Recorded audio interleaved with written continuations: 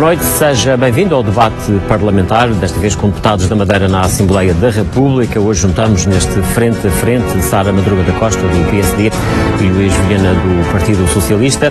Temas para abordarmos nesta edição. Pela primeira vez, a Direção-Geral das Artes entrega apoio ao Grupo Cultural Madeirense, numa altura em que a cultura a nível do país está sob forte tensão. O grupo, Dançando com a Diferença, recebeu cerca de 120 mil euros distribuídos para os próximos 3 anos. O PSD Madeira tem uma proposta na Assembleia Regional para obrigar a Assembleia da República, nomeadamente a Assembleia da República e também o Governo da República, a discutir de forma mais rápida os assuntos da região no que diz respeito à audição dos órgãos de governo próprios. São estes os temas. Avançamos para a conversa com os nossos convidados. Começo por esta questão da cultura. Luís Vilhena, esta é uma questão que, do ponto de vista, digamos assim, da Madeira, pode ser vista de duas formas. Uma, na perspectiva daquilo que está a acontecer a nível nacional, e também nesta sexta-feira tivemos aqui uma manifestação de agentes culturais na rua, contra a política cultural que, de certa forma, está a ser seguida pelo Governo da República, mas num ano em que, pela primeira vez, a Direção-Geral das Artes entrega apoios a grupos culturais da região. Sim. Muito bem, muito boa noite.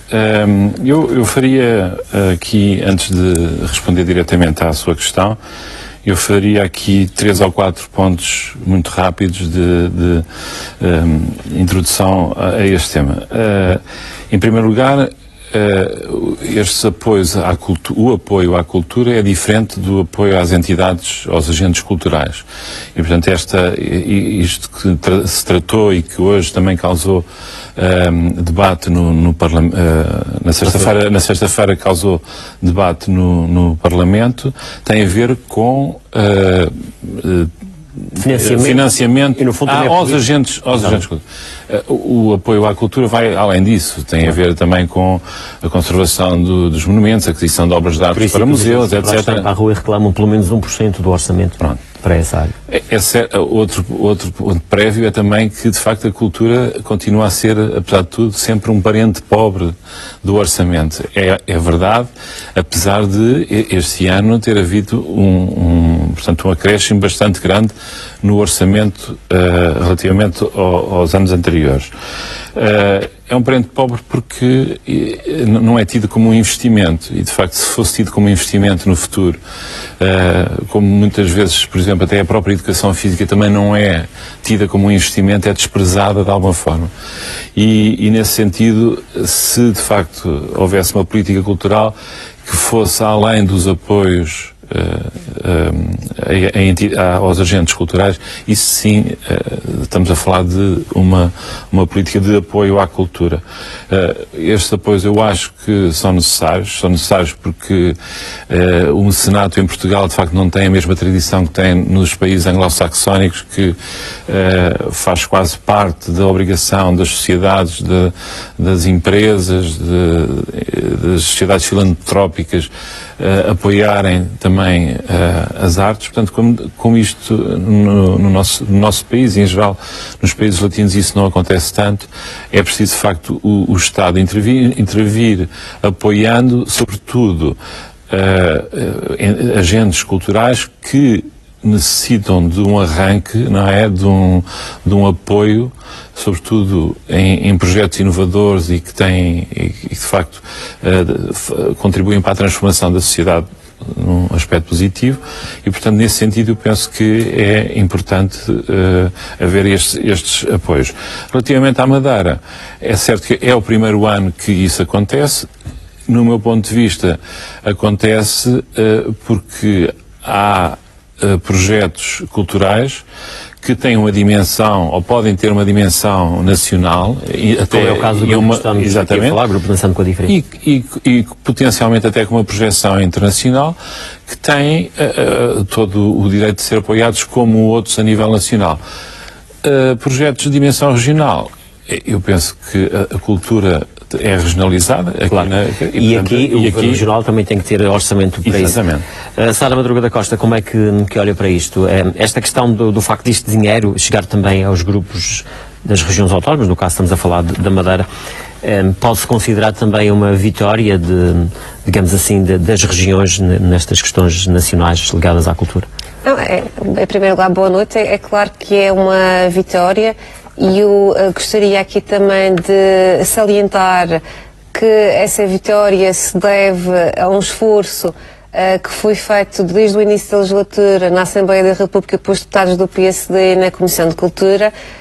Lembro-me bastante bem da dificuldade que tivemos até de nos fazer entender e de sinalizar o problema, quer ao Ministro da Cultura, mas também até dentro do próprio PSD, porque não estavam a perceber a discriminação que estava a acontecer, e para que não haja qualquer dúvida e para as pessoas também percebam lá em casa o que é que estava a acontecer, até o dia 25 de agosto de 2017, que foi quando entrou em vigor o novo modelo, os apoios nacionais e também os apoios que existem do país para os projetos das artes se internacionalizarem, ou seja, para se representar e escolher o melhor que represente Portugal no estrangeiro, só podiam se candidatar a esses apoios os artistas e as entidades culturais que tivessem domicílio fiscal em território continental. E até, inclusivamente, essa legislação que nós estamos a falar possibilitava que até estrangeiros a residir em território continental pudessem se candidatar a esses apoios e os artistas e as entidades culturais das regiões autónomas ficassem de fora. Isto era realmente uma aberração. Tinham que ter também residência fiscal no continente. Tinham que ter também residência fiscal no continente. Isto era uma aberração e claro que eu até cheguei também a chamar esta situação de uma armadura de ferro, portanto era algo que impedia o acesso dos artistas a esses apoios. E realmente, depois de algum trabalho, perguntas regimentais, de intervenções nas audições ministeriais junto do Secretário de Estado e do Ministro da Cultura, o Sr. Secretário de Estado percebeu qual é que era o problema e assumiu, o que é também importante. Portanto, houve sensibilidade neste caso para esta questão. Foi difícil, mas houve sensibilidade, mas também queria aqui salientar que o Sr. Secretário de Estado assumiu o compromisso no seguimento das intervenções que fiz na Comissão de resolver o problema na próxima revisão dos apoios, e a realidade, o que foi um compromisso que foi efetivamente cumprido, e a realidade é que nós neste momento, a partir de 25 de agosto, temos um novo modelo que permite às regiões se candidatarem. Eu acho que a palavra aberração é demasiado excessiva, porque mesmo compreendendo todas as razões que levaram a que isto viesse a acontecer, nós não podemos esquecer que nós vivemos numa região autónoma em que, de facto, a cultura também faz parte da política regional. Se não me tivessem interrompido, ia perceber o que é que eu ia dizer. E se de facto o Governo Regional também quiser apostar nas suas entidades e agentes culturais para se projetarem no estrangeiro, também o pode fazer. Sim, mas é preciso explicar do ponto de vista constitucional o que é que estava a acontecer. Para que não haja dúvidas lá em casa, a cultura tem várias dimensões. Tem uma dimensão das autarquias locais, tem uma dimensão das regiões autónomas e tem uma dimensão nacional. São dimensões completamente distintas. E o que não pode acontecer, e que estava a acontecer, é que havia uma visão estritamente nacional que baralhava a versão transversal que a cultura também tem de ter, e que neste momento tem, e até está na exposição de motivos e no preâmbulo deste diploma.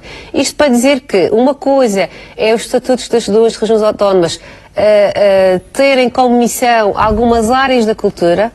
É claro que vamos dar um exemplo, promover o acesso ou o desenvolvimento de um rancho folclórico ou de um grupo muito específico numa região autónoma é obviamente uma competência do Governo Regional, não está aqui em causa. Agora, não podemos esperar que seja um Governo Regional a pagar para uma entidade de Madeira representar o país lá fora. E era isso que estava a acontecer. E, portanto, há aqui duas dimensões. Não concordo, mas não...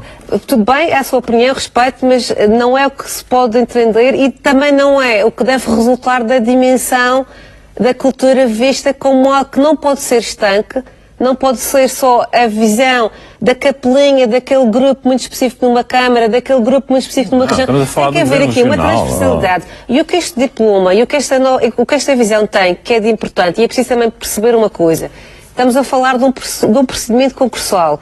E permita-me só fazer uma pequena correção à sua intervenção quando disse que a doação de conferência já recebeu, ainda não recebeu. Sim, já recebeu. Estamos a falar das entidades que foram numa fase inicial selecionadas, aliás, é dinheiro para correr para a parte final. Mas recebeu a indicação que vai receber, no fundo. Isto para dizer o quê? O dinheiro ainda não estará nos cofres. O que nós estamos a falar neste momento é de algo que é muito importante e é muito benéfico para a cultura, que é haver uma competição saudável em todas as áreas das artes no país e em que aqueles projetos que são os melhores, que concorrem e que são os melhores, independentemente da zona do país que são, não é? De que são a origem. Então, no fundo, estamos a falar aqui da projeção do país lá fora. Eu vou só dar um exemplo, por exemplo. Sara, atenção que os critérios do concurso incluem várias itens. Cada tipo de arte tem um... E também, a ideia é também espalhar pelas regiões do país. Isso também é tido em conta.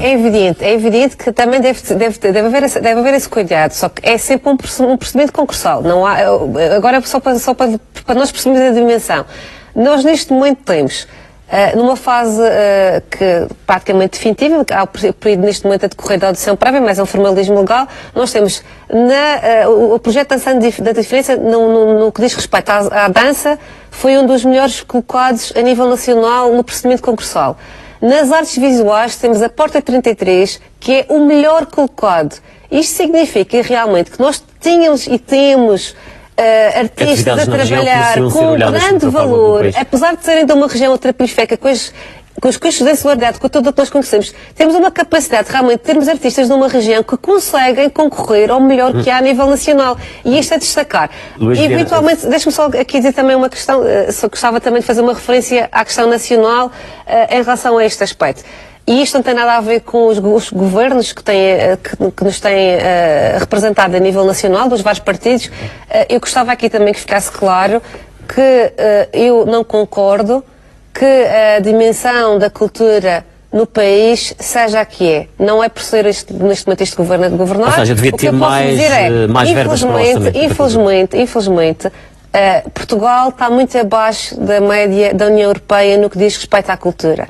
Nós estamos neste momento a 0,8% dos orçamentos. Os orçamentos da média é 1%. Os agentes culturais são da rua e reclamam 1%. Temos a Islândia e a Hungria com 3% dos seus orçamentos e no nosso país a cultura ainda tem menos verba do que o desporto e do que o lazer. Isto para dizer o seguinte, enquanto nós não percebemos que temos que apostar na cultura e na educação, nunca vamos conseguir ter um país melhor. Juliana, também para concluirmos este ponto da nossa agenda, voltando aqui à questão, de facto acaba por ser uma mais-valia para os grupos da região, aqueles que têm a ambição de se projetarem lá fora, poderem também ter acesso a este tipo de apoios que são nacionais. Não tenho dúvidas. Aliás, eu concordo com aquilo que a deputada Sara Madruga disse, não é? Que se há de facto projetos que têm capacidade de estar ao lado e de concorrer com os melhores e ter ainda por cima ocupar bons lugares, é evidente que devem ter esse apoio. Também apoio aqui na região, quando continuam a ter. Qual é que era aqui o problema? O problema aqui é que havia realmente uma discriminação, porque eles não podiam sequer ter a possibilidade de se candidatar. Agora podem, e os melhores, mas aquilo que eu dizia há bocado, vão ser sancionados. Imaginemos que, de facto, a região autónoma da Madeira queria realmente apostar na cultura e apostar como, por exemplo, aposta a Islândia.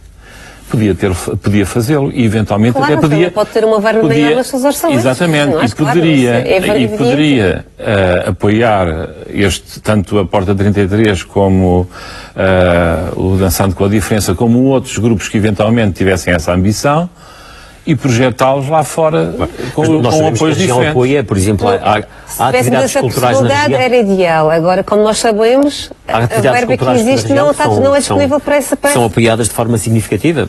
Por exemplo, a Orquestra Clássica da Madeira e outras entidades que recebem apoios.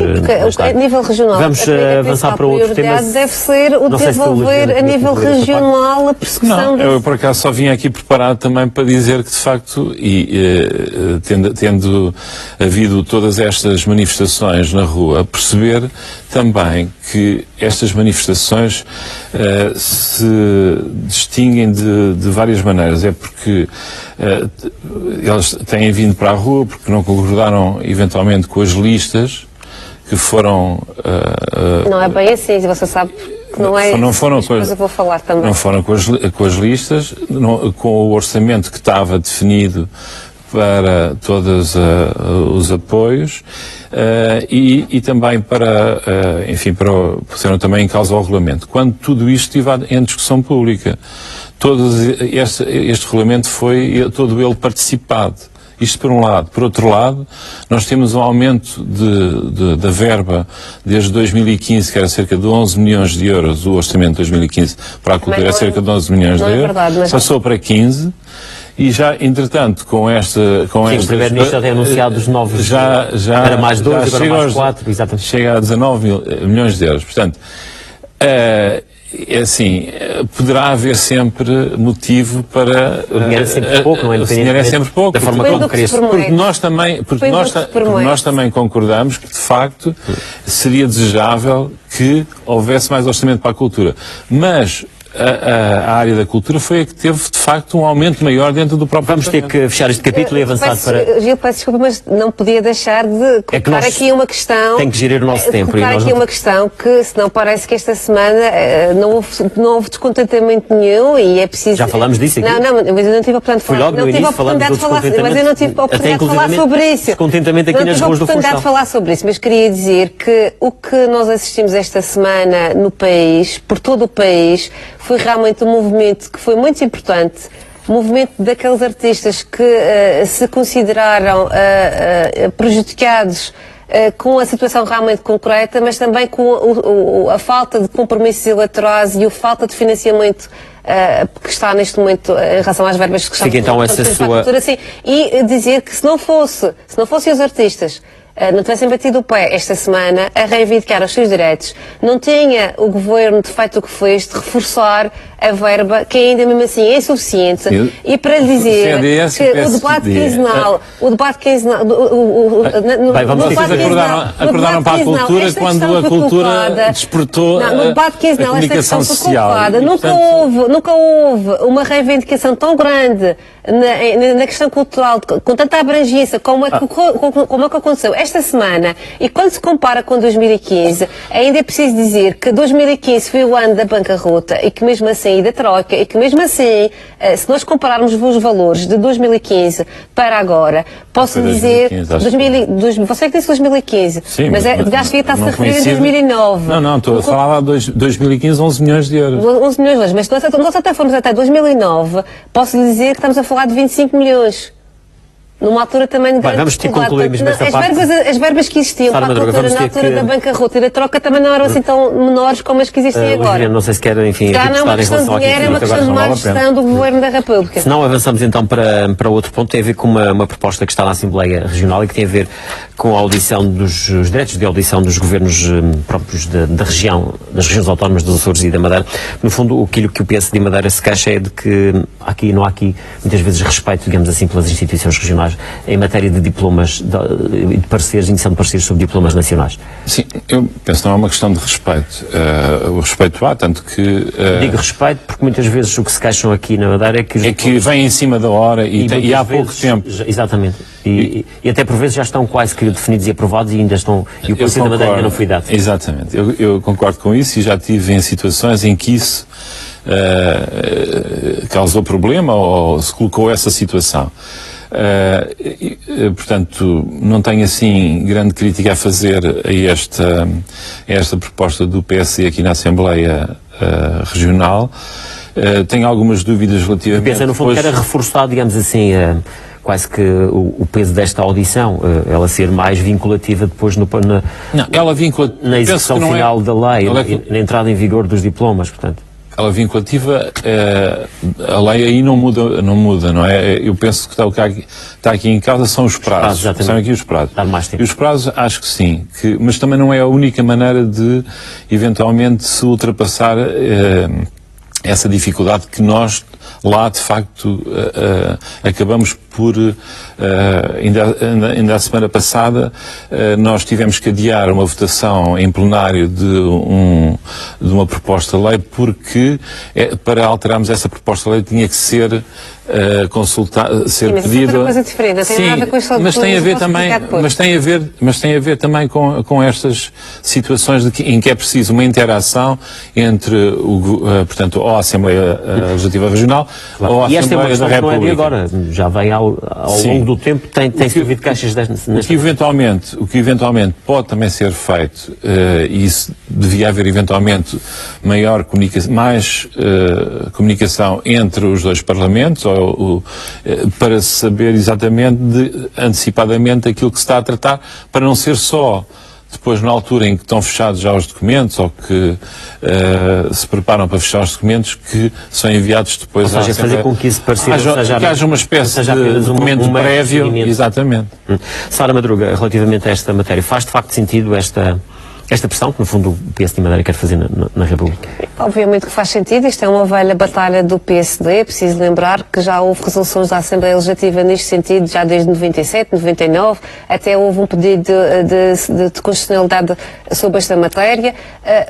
Não há dúvidas nenhumas que a Constituição estabelece a obrigação da cooperação entre os órgãos de soberania, que é o caso da Assembleia da República e do Governo, e os órgãos próprios destas duas regiões autónomas. Tem havido um entendimento restritivo do Tribunal Constitucional em relação a qual deve ser esse objeto, a qual deve ser a competência específica sobre a qual deve incidir. Neste momento, esta proposta visa, neste caso, projeto, melhor dizendo, visa alargar, em primeiro lugar, o prazo que neste momento já é estipulado para a emissão desses pareceres, que neste momento é de 15 dias para os pareceres da Assembleia Legislativa Regional e de 10 dias para o Governo Regional, para 20 dias da Assembleia Legislativa e para 15. E também salvaguardar algo que não está salvaguardado, que é existir naqueles processos que são urgentes e que a Assembleia tem que emitir o prazo em menos tempo, não está salvaguardado um prazo mínimo. E o que esta proposta vem dizer é que haja pelo menos um prazo mínimo de 5 dias. Isto para dizer o quê? Que nós também nos lembramos de coisas que aconteceram no passado, por exemplo, em 2016, a Assembleia ter tido 2 dias só para se pronunciar sobre o Orçamento de Estado, por exemplo, em 2006 nem sequer ter sido ouvida sobre a Lei das Finanças Regionais. É alguma matéria que é sempre conflituosa. Portanto, há aqui um histórico que há aqui um histórico que também não contribui para isso. Agora, é claro que nós sabemos, isto é realmente a questão da regra, a questão do princípio, que eu concordo e que deve ser respeitado. Agora, também sabemos que, muitas das vezes, do ponto de vista prático, poderá haver algum problema em operacionalizar isto, porque a rapidez dos trabalhos da Assembleia da República muitas das vezes é tal, e a calendarização dos trabalhos, e depois iniciativas que são arrastadas e que não estão na ordem de trabalho, e de um momento para o outro são arrastadas, e que também a Assembleia pode ter que, a Legislativa também pode ter que se pronunciar sobre isso. E, portanto, mas não tenho dúvidas nenhumas que este projeto da Assembleia Legislativa a ser aprovado será muito importante. Se terá pés para andar na República. Isto é uma proposta de lei enviar à Assembleia da República, que terá a ser naturalmente discutida e aprovada na Assembleia da República. Sim, não posso dizer neste momento qual será. Uma vez estamos mais ou menos de acordo relativamente a este assunto, penso que tentaremos influenciar os nossos grupos parlamentares nesse sentido. Claro, nesse sentido. Agora, outra coisa que, já agora, se me permite só tentar explicar, a situação que o deputado Luís Vilhena estava aqui a falar não era esta situação do direito da audição, mas é outra coisa distinta, que é o seguinte: quando há um diploma que nós discutimos na Assembleia da República e que tem origem na Assembleia Legislativa da Madeira, também tem, por vezes, também na República, fica nas gavetas, não é? Não. Isso era outra queixa que também existia. Não, fica nas gavetas. É claro que pode ficar nas gavetas, porque os agendamentos é em conferência de líderes, mas essa regra é igual ao que acontece em qualquer parlamento. Não é por ser só da Madeira ou dos Açores. É a conferência de líderes, que é constituída pelos líderes de cada um dos partidos, que decide quais são os diplomas que se vão ser discutidos na semana seguinte. Mas isto para dizer o seguinte: nesses diplomas que a Assembleia envia para a Assembleia da República, se nós, por algum motivo, entendermos que o diploma na sua generalidade deve baixar sem votação, ou seja, se nós queremos prescindir de votar no dia em que está combinada a sua votação, nós temos que pedir autorização à Assembleia para fazê-lo. E, portanto, tem havido esse cuidado. Vamos falar para ver o que é que acontece sobre esta matéria na Assembleia da República. O nosso tempo chegou ao fim. Resta-me agradecer à Sara Madruga da Costa, ao Luís Vilhena. É o ponto final para hoje. Voltamos de hoje a 8 dias com outro debate. Boa noite.